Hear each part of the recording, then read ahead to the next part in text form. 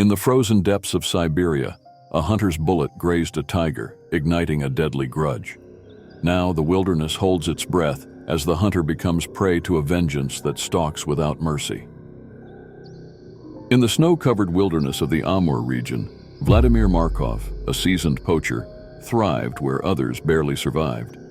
Harsh winters and the unforgiving landscape were his everyday companions, but his reputation for poaching Siberian tigers earned him little respect among the locals.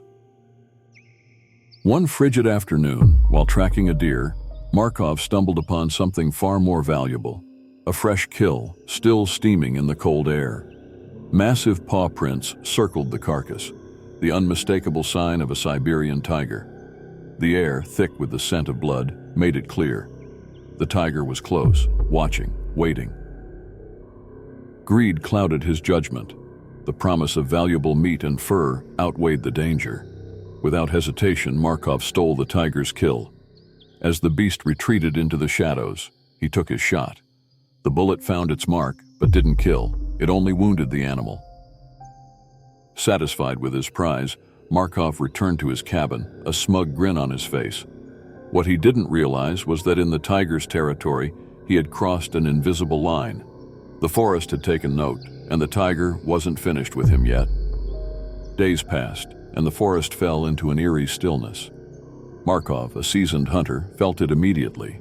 Something was wrong. The familiar sounds of the wilderness were gone, replaced by a suffocating silence. Each morning, fresh tiger tracks appeared outside his cabin, inching closer with every sunrise. At first, he brushed them off, but soon the tracks began circling his cabin, stopping at his door, vanishing just before dawn. The tiger hadn't moved on. It was still there, watching. Markov felt unseen eyes following him, a shadow, always just out of sight. He carried his rifle constantly, but every snap of a twig sent his heart racing. The forest, once his domain, had turned against him. For the first time, Markov realized he was no longer the hunter. He was the prey. The wind howled around his cabin that evening, carrying a stillness that sank deep into his bones. Darkness crept in, and with it came the unnerving feeling that the tiger was out there, just beyond the flicker of his fire, watching. Could a tiger seek revenge? The thought gnawed at him, spiraling as the minutes dragged on. Each moment felt heavier than the last. Then, movement, a shadow darting between the trees. His pulse quickened. Silence followed, thick and suffocating, but the weight of danger pressed down on him, unshakable. A low growl rumbled through the night, so close it seemed to vibrate through the cabin walls. Markov's breath caught. The tiger was here. He seized his rifle, heart pounding, bracing for the attack. But just as suddenly as the growl came, it faded into silence. He stood frozen, eyes locked on the door, waiting, because he knew whatever came next would be lethal.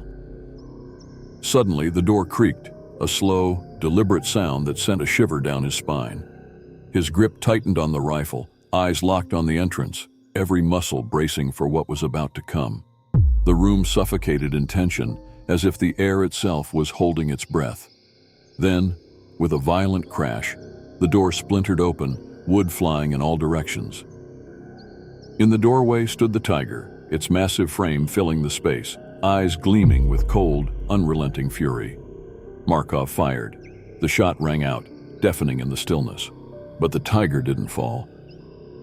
It lunged forward, a blur of claws and muscle, faster than Markov could process. Chaos erupted. Markov stumbled back, desperately fumbling to reload, but it was too late.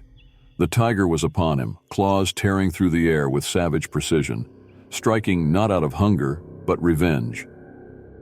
The cabin became a battleground. Furniture splintered under the tiger's relentless assault. Markov fought with all his strength, but the beast was merciless, turning the once dominant hunter into helpless prey. As the world around him descended into chaos, Markov realized this wasn't just a fight for survival.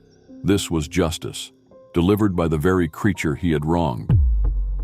When days passed without Markov's usual visits to the village, the locals grew uneasy.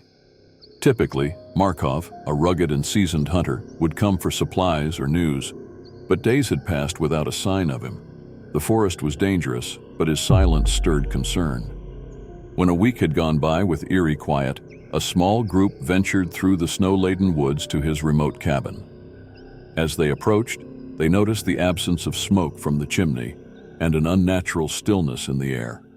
Upon reaching the cabin, they saw the door hanging off its hinges, the surrounding snow disturbed by deep claw marks and paw prints leading to the cabin. With growing dread, they entered, only to find it in shambles.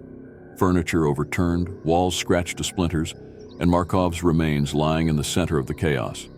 It was clear the tiger hadn't just attacked, it had hunted him.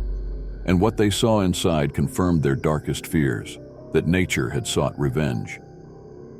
And there you have it, another mystery brewed to perfection. If you enjoyed sipping on today's tale, don't let the intrigue end here. Hit that subscribe button to keep your mug filled with new mysteries every week. Give this video a like if it got you thinking, and drop a comment below. What's your theory? We'd love to hear your thoughts. And if you've ever had a mysterious experience of your own, share it with us in the comments. Who knows, it might just be featured in our next brew. Until next time, keep your mugs warm and your minds open, because the truth is always brewing here on the Mystery Mug channel.